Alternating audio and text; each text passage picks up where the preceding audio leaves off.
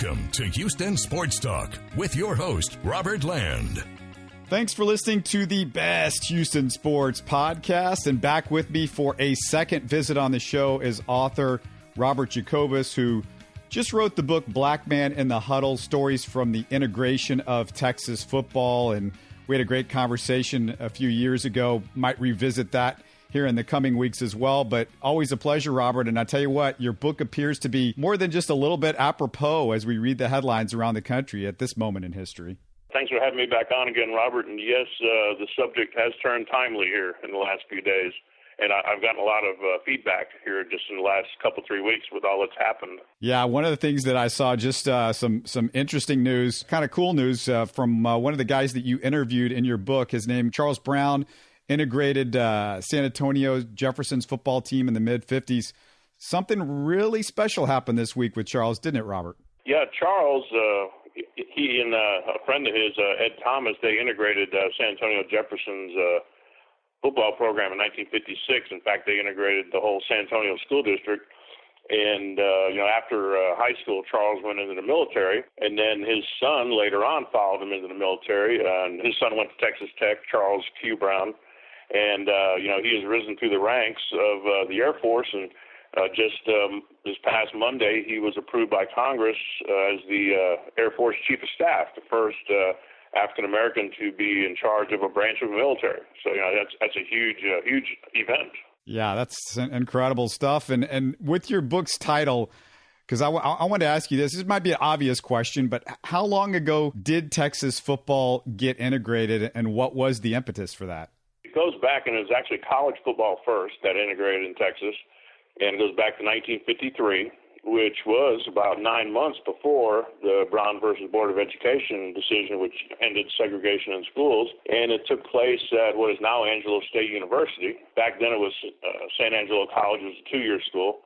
And they had a young man by the name of Ben Kelly who walked into the coach's office one August, right at the start of 2 days, and told Coach Max Baumgartner he wanted to play football for San Angelo College, and Ben was a native of San Angelo. He played at the Black High School there, Blackshear High School. Actually, Coach Baumgartner had gone to see him play a few times. Ben had gone off to the University of Illinois after high school, but he didn't like it there, and he came back, and he decided to walk on at San Angelo College. And Coach Baumgartner told Ben, he said, I really can't make that decision, Ben, because, we're a segregated school. And Ben Kelly said, well, who do I talk to then? And Max Baumgartner took Ben Kelly outside and pointed to the president of the university's office and said, that's the man you need to talk to right there. So Ben Kelly marched over there, and none of us were in the room, but apparently he must have said the right thing, because next thing I knew, the school was integrated. And Ben played a couple of years for San Angelo College, made all-conference, and had a couple of pro tryouts, and then he came back to San Angelo and was a fixture there for many years. So that's where it all started. What kind of things did he have to endure as the man that was trying to integrate Texas football? Well, one of the things on road trips, I know there were a couple instances. I think Victoria College, you had a rough time. There were a couple canceled games. I want to say Texarkana College canceled the game, and Blinn College in Brenham canceled the game. Ben passed away in 2014. I never got a chance to really talk to him. I did talk to his wife, but I did talk to several of his teammates, and they said he had sometimes he had to eat in the kitchen on a road trip, and there were positives and negatives. He had to endure some people stepping on him in the field, stepping on his hands, things like that, and kind of late hits and roughing him up and everything. But they said Ben was pretty good about the whole thing, and he understood that he was going to take some abuse, and so I guess he was kind of willing to do it. How did Prairie View and TSU play a role in integration? Well, as far as integration, for years, the HBCU colleges were really the only landing spot for black athletes. And, for many years, they were powerhouses. I'd be willing to bet some of those teams that Billy Nix had at Prairie View and Texas Southern, they could have beaten some of the Texas colleges, I believe. But, slowly by the early 60s, when they started integrating the major college programs, or even some of the smaller college programs, black colleges started losing their talent levels. And, it's gone that way ever since the early 70s, and, now they just don't have the same talent level that they used to have many years ago. But for a long time, they provided a valuable service, as far as giving black players a place to go and a chance to play. You told stories about what the town of Rosenberg was like during segregation through Coach Joe Washington. Now, if that name sounds familiar to everybody, his son, Joe Washington Jr., was an NFL running back in the late 70s and early 80s and has a Super Bowl ring with the Redskins. But Coach Washington painted a picture of what Rosenberg was like in that earlier era. Describe the scene at that time. Right, and I'm kind of a Rosenberg native, so it's kind of dear to me. And I did get to meet Coach Washington in person about a year ago, which was pretty exciting. But Rosenberg, typical town, back in the 30s and 40s when he was growing up, you could cross the railroad tracks to the other side of town off of 3rd Street there. And back then it was pretty much the black section of town, and they had a school, Jackson High School, and that's where the blacks went there. And, typical, they had a downtown area off of 3rd Street if you cross the tracks. And kind of an interesting story is that there used to be a store in Rosenberg called Blaze Dry Goods. And they were open from the 1930s up until the late 90s. Well, as part of my wife's family. And Joe Washington got a job there back in, I think, 1944 or something like that, just like sweeping the floors and things like that. And he only worked there for one day because he told me that there was a cafe across the street called the Eagle Cafe, and it paid more. So he ended up going over there. But a year ago, when I met Coach Washington, he got to meet my wife, and he was very excited, getting to meet one of the Blazes, a place where he worked for one day back in the 40s. Going back to Blaze Dry Goods, you're talking about what it was like for blacks in Rosenberg back then. For example, and this is very common all throughout the South, Blaze Dry Goods sold a lot of clothes and things like that. Now, if African American wanted to go buy some clothes, they were not allowed to try them on in the store. They had to basically buy them and take them home. And I don't think, in a lot of cases, I don't think they could return them. Obviously, they had separate facilities in downtown Rosenberg, restrooms, things like that. The movie theater, which was across the street from Blaze Dry Goods, like a lot of theaters back then, they had the balcony for the black patrons. Coach Washington told me sometimes they would have a special night to where they would show black-made movies, with black actors, black actresses, directed by blacks. And, it was like special night for African Americans. And he said he used to go watch Lena Horne in some of those movies and things like that. But Rosenberg was kind of a typical Southern town back then. Right. And it just seems like there was a lot of connections with Houston. I mean, we just talked about a little bit about Prairie View and TSU and the role that they played in all this. But you also had Joe Washington. And then there was a guy whose name I don't know if anybody would be that familiar with, but Julian Spence. He was pretty important in Houston sports history. Who was Julian Spence? Well, Julian Spence was really the first African-American Houston Oiler. He was from the Austin area, and he had gone to a small college that doesn't even exist anymore. It was called Samuel Houston College. It eventually merged with Tillotson College. You may have heard of Houston Tillotson College. And, he played in the NFL for a short period of time, but then in 1960, when the Oilers came into Houston, he and another gentleman by the name of John White, and John White had played at Texas Southern, they were the first two African-American Houston Oilers. Julian was a defensive back. In fact, he played with them 2 years, and the second year he played with them, he made a key interception in the AFL championship game against Chargers to help seal the win. And he was, a lot of people said he was the smallest player in the AFL. He was only like 150 pounds or something like that. And then afterwards, he went on to coach at Grambling, and then he coached in Lamarck for a few years. And from what I understand, he was the first Houston Oiler on those first two championship teams in 1960 and 61. He was the first one of them to pass away. He passed away in 1990. I talk more about Julian. I think we're going to talk a little later about one of my upcoming books. He's featured more in my next book, too, but he's also talked about in Black Man Huddle. Yeah, there's a way to connect the dots a lot with Houston, and I'm going to bring in another guy that I think people might know this name, but let me just kind of set it up by saying, one of my favorite stories in the history of NFL films was the story of the 1951 San Francisco Dons, which I must have first seen around 30 years ago on NFL Films. And for those who don't know this story, the Dons were the University of San Francisco, and I'll explain the connection to all this in just a few seconds, but they were undefeated in 1951. but not invited to a bowl game because two of their players were black. They badly needed that bowl game because the program was having major financial issues. And because they weren't invited to a bowl, despite their perfect 9-0 record, the football program folded. So 1951 was their last year. And this is where we kind of close in on the story that you have in the book, Robert, because, 8 members of that team played in the NFL. 5 of them were Pro Bowlers. 4 of them, guys like Bob St. Clair, Dick Stanfill, Gino Marchetti, and the star running back on the Dons, who you wrote about in your book, ended up in the NFL Hall of Fame. Who was that man, and what's his connection to your story? Well, that would be Ollie Matson, the great Ollie Matson, who also a track star, won a silver medal in the 1952 Olympics. And what a lot of people don't realize is that Ollie Matson went to high school for a little while in Houston. He went to Yates High School. Ollie was a native of Trinity, Texas, not too far from Huntsville, and his family moved to Houston when I think he was about 8 or 9. And he played football, like I said, at Yates his freshman and sophomore year.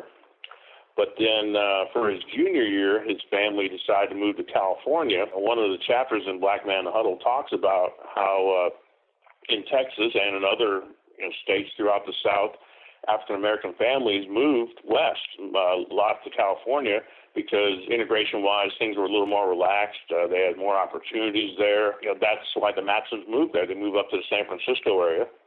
And I believe they wanted Ollie to become a dentist. And actually, his son, who is still in Houston, is a dentist. I did talk to Ollie's twin sister, who is still around, and I interviewed her and everything. And, she said, their parents moved up there for better opportunities. She said when Ollie made it up there to San Francisco, he started filling out and everything like that. And, he went to San Francisco Junior College for a year and then on to University of San Francisco, where, he became a star, obviously. And, he was one of the ones that, they were not going to let play in the bowl game, and they ended up having to fold the program. And, his other black teammate, Burl Toller, a lot of people don't know is, he was injured badly, but then he became the first black referee in the NFL. He's a referee for many years. So, there's a connection there with Ollie Matson. But, like I said, there's a whole chapter in the book about different people who ended up going west for more opportunities. Yeah, so much cool stuff as far as that San Francisco Dons team, because the team's first publicist was a guy named Pete Rozelle, which is the NFL commissioner for 30 years, ended up in the Hall of Fame as well. And Robert, I'll never forget how Rozelle described the scene at the end of those Don games when, they had the whole game wrapped up. They had won the game and the whole stands would just start singing the folk song, Good Night, Irene. And they'd all be waving their handkerchiefs in the stands as they sang, Good Night, Irene, good night. Ollie Matson was quoted in the story as saying, the whole city was behind us. I really thought we owned the city of San Francisco. And it's interesting because maybe he never ends up there if the situation in Texas was better at that time. That's right. And, the list goes on for people that moved from, for example, Frank Robinson, the Baseball Hall of Famer. And he spent his first 10 years in Beaumont. And he ended up in San Francisco at McClymonds High School, famous high school. Bill Russell, Boston Celtics, great, same thing. They went to high school together. You picture those two guys on the same high school basketball team. Yeah, wow. And but it was very common. It was very common in all sports. And it wasn't just California. Mel Renfro, the Dallas Cowboys, great. He lived his first couple of years in Houston. But when he was 2 years old, they moved to Oregon, and because I believe his brother had some respiratory problems, and they thought it was a better environment than the Houston area, I guess air quality-wise or humidity-wise. And so, he ended up there, and also for opportunities for his family and everything. It wasn't just football; it was all sports. Yeah, you mentioned in the book how many of those guys just, they left Texas because of what was going on. And one of the guys that you talked about was Rami Loud. And I hope I have that name pronounced correctly. But who was he and what did he end up doing? Well, he's an interesting person because he was from the same high school as Ben Kelly. If we talk about connections, out in San Angelo. But for his last, I can't remember if it was 1 or 2 years of high school, his family moved to Los Angeles. He ended up being a football star linebacker. And he ended up playing football at UCLA. And then from UCLA, he went to the American Football League And I believe it was 1964, he became the first African-American assistant coach in pro football history. And then fast forward 10 years later, when, if people remember the World Football League, the WFL, which existed for a short time in the 70s, he ended up being the first African-American owner of a sports franchise. He owned one of the Florida teams, I believe. But it's kind of funny that he and Ben Kelly, the other pioneer, were teammates in high school for a couple of years. Yeah, that's fascinating. And there's a name that people know around here. I think a lot of people know the name Jerry Levious, but just remind people, Robert, a little bit about who he was and what he went through with all of this. So, I mean, I've heard Jerry talk about it at the Touchdown Club when he was on it there a few years ago, but explain a little bit about Jerry and what he went through. Well, Jerry was the first African-American player, first African-American scholarship player in the old Southwest Conference in 1966 for the SMU Mustangs. And, the University of Houston integrated the year before with Warren McVeigh. But, in talking to Jerry, he said that, the Southwest Conference was a bigger deal to integrate because, to him, he said, a lot of businessmen were from the Southwest Conference. They graduated from the Southwest Conference. They like to talk about Southwest Conference games around the water cooler on Monday morning. And, Jerry said he felt he was kind of busting up their little club by integrating. And, Jerry came out of Beaumont Hebert High School, where a lot of great African-American players came out of. Hayden Fry, who just passed away a few months ago, the coach at SMU, he came to Beaumont to recruit Jerry. He didn't bother telling Jerry he was going to be the first African-American in the Southwest Conference. Jerry didn't find out till later. And he told me that if he'd have known that, he may have had second thoughts. But, in 1965, he did take the plunge, and he went up there for his freshman year. He endured a lot of hardship. A lot of players didn't want to room with him. People didn't want to sit by him in class. Several times he wanted to quit. Luckily, Hayden Fry was like a father figure to him. And then the following year, one of Jerry's teammates from Hebert, a gentleman by the name of Rufus Cormier, ended up coming up there and playing alongside with him. That helped a lot. And interestingly enough, Rufus is still in the Houston area. He eventually became the first African-American partner in the Baker and Botts law firm in Houston. In fact, Rufus came to one of my book signings last November. Got to talk to him and everything. But Jerry had it rough, especially the first year, 1966. There was kind of a target on his back. Now, he did help SMU win their first conference title in 20 years in 1966, and they went to the Cotton Bowl. But it was rough. Like you said, he's talked several times about quitting. Luckily he stuck it out. But, no, it was not easy whatsoever. In contrast, we talked to Warren McVeigh. He was kind of welcomed by the University of Houston, by the people there. So, it all depends who you talk to with these stories. Some of the players were treated very well. Some were treated poorly. It's a little bit of both, just positives and negatives, just like anything. Yeah, besides what Jerry went through, what were some of the stories that stuck out as the worst incidents of racism around Texas during segregation?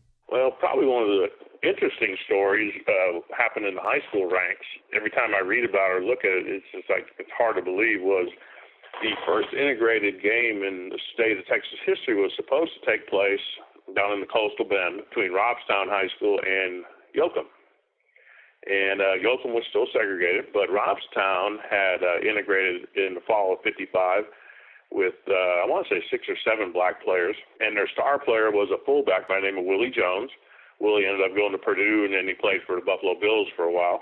There were articles in the Corpus Christi newspaper in the week leading up to the game talking about how it's going to be a historic game and, it's an integrated game and everything. But then 3 days before the game, Yoakum canceled it. And so, what was supposed to be the first integrated game in state history didn't happen. Now, the following week, there were three integrated games that happened. But then Yoakum had to make a decision after that first game that they canceled because half of their schedule was now against teams that had blacks on their team. And so the school board met, the parents met, and all that, trying to figure out what to do for the rest of the season. And, they decided to go ahead and play the rest of their schedule. But what they did was there were some parents that did not want their kids taking the field against a black person. And so when Yoakum was playing a team that had blacks on it, if one of the blacks came into the game, there were certain players on Yoakum's team that would come out of the game because they didn't want to be on the same field as a black man. this strategy didn't work very well because 2 weeks in a row, Yoakum lost to Refugio, which was integrated. They had a really good running back by the name of James Lott. And in fact, he had some nephews and things like that, ended up playing at UT later. And James Lott scored 6 touchdowns against them. And they beat him like 40-something to nothing because, a lot of the Yoakum's best players would have to leave the field when James Lott came in the game. And then the following week, they played Port Lavaca, Yoakum did, and Port Lavaca had 3 excellent African-American players, and they ended up winning, I think, 76-0 against Yoakum. So after that, Yoakum kind of scrapped that plan to where where their players would leave the field. And also the teams that had blacks on, they figured it out that as long as they kept a black player in the game, Yoakum would leave a lot of their better players on the sidelines. Every time I read that story, I just couldn't fathom that, they would want to, leave people out of the game or things like that because they were afraid to take the field with a black person. So yeah, I mean, you mentioned a couple of names already, but give me a couple of heroes that you think we should remember from that time that stood out against that segregated system. Well, one of the other gentlemen, no relation to Ben Kelly, but a gentleman by the name of Lewis Kelly. And in 1956, he helped integrate Cisco College a little bit east of Abilene. He and 4 of his teammates from Abilene Woodson High School, which is a black high school, he integrated the college. He ran into a few problems too, just like Ben Kelly and things like that. But then Lewis eventually became a very well-known high school coach up in Lubbock, at Lubbock Estacado. And the reason I bring Lewis up is because he comes to mind because I'd gotten to know him fairly well. We become friends, but Lewis passed away toward the end of September last year. To show the impact he made on people. I went to his funeral in Lubbock, and they had to have it at the high school in the auditorium. He was so well known, so popular among his players. He looked back, if it hadn't been for integration, that none of that possibly ever would happen. Lewis kind of stands out in my mind. Another gentleman from San Saba, Texas, Willie Storms. In 1955, he was one of the early integration pioneers at San Saba High School. Now, he had the instance where a game was canceled on him against Rockdale, Texas High School. Interesting story about that is, I think most people know, the black world and the white world didn't really have much contact with each other back in the 40s, 50s, and 60s. What was going on across the tracks, white people didn't really know about, and vice versa. What's interesting about when Willie Storms was playing for San Saba, Rockdale canceled the game, the white team. Well, it turns out the black high school in Rockdale, Aycock High School, they were a powerhouse. They won state in the PVIL, the Black High School League. They won state in football and basketball. They had a couple guys that played pro football and pro basketball. And like I said, they were a powerhouse. But the white high school, Rockdale High School, they didn't win a game the whole year. And when I was interviewing people later, many years later, 50-something years later after all this happened, when I was talking to some of the black players at Aycock High School, they had no recollection or no idea that the white high school had canceled their game against San Saba and Willie Storms. They had no clue. That kind of shows you how separate the two worlds were back then. I thought that was another interesting aspect of the whole black-white thing. Connecting to what's going on today, when you talk to everybody involved in this story, did you get much of a reaction from them as to, where they think things are right now, or if there's stuff that they were still concerned about as far as, playing football for black players in Texas? Well, one of the things that I found interviewing people, and they didn't talk a huge amount about what's happening today, but, a lot of players, several said that they feel that there's still segregation in schools, but now it happens inside the schools as opposed to having separate schools, if that makes sense. Right. Some of the black players I interviewed, not all of them felt integration was a good thing. Some of them felt that, their schools were taken away, their traditions were taken away, their teachers, their black teachers that they felt really cared about them were taken away from them. And they were thrown into a white environment where, in a lot of cases, to be honest, they were just shuffled off to the side. And, that's where some of them were saying that's where they felt like segregation was still taking place inside schools. And, I taught in public schools for a long time. And, I could say that, there's times that could be the case. But then there were others that were on the other side where they said they couldn't reach their full potential unless there was integration. Well, in fact, one of the people that told me that was Charles Brown. I made a comment the other day on Facebook. I made a post, and his son would not be Chief of Staff of the Air Force if integration never happened. So, there's positives and negatives. Once again, people have all different opinions. So. Yeah, and it's interesting because you write about the integration of the University of Houston in a previous book during the 1960s. You've written about this. You have a great insight as to how this has sort of taken place over the years. Do you have any sense or any take on what's going on right now and where we are in all of this? And do you get a feeling that something good's going on right now that maybe can last? I mean, obviously it's a terrible thing what happened, but hopefully some good can come out of this. I'm not against people protesting, as long as they do it mostly peacefully. Hopefully change is going to come from this. I'm hoping. I haven't reached out to some of my people that I interviewed. In fact, that was one of my goals here in the next few days, and get their reaction on it and things like that. A good friend of mine, Michael Hurd, he wrote a book about 3 years ago called Thursday Night Lights, and that's the history of black high school football in Texas.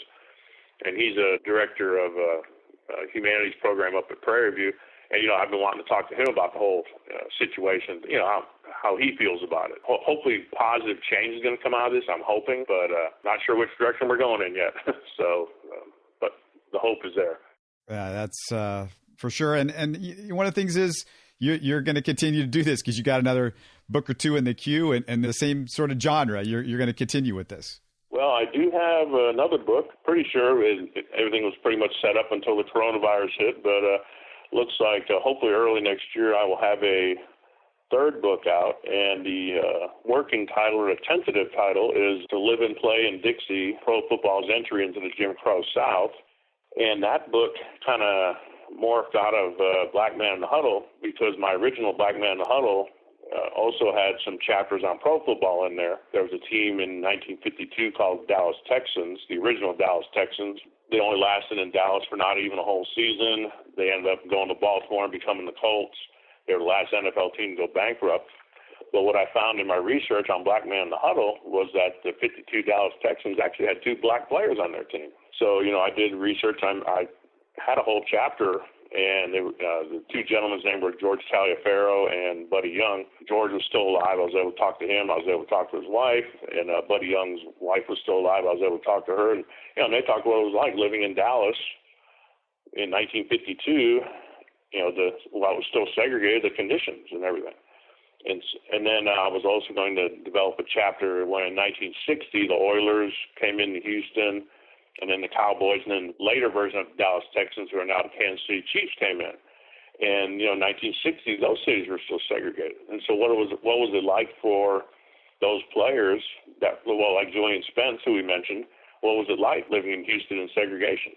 What was it like for players on opposing teams when they came into Dallas, the Cotton Bowl, or when they came into Houston, Jefferson Stadium? People like Jim Brown. What was it like? Where they have to stay? But it made my Black Man in the Huddle book too long, and so I cut out about 40,000 words, and I decided to develop a whole new book on the pro football aspect.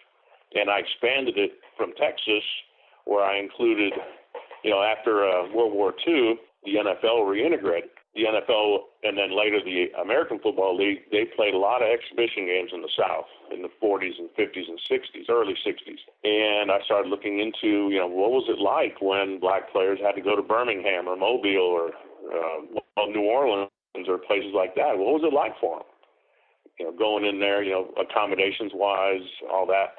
And so I talked to a lot of those players that were still around, a lot of them in their 80s, some in their 90s. And so I basically developed it into a whole book.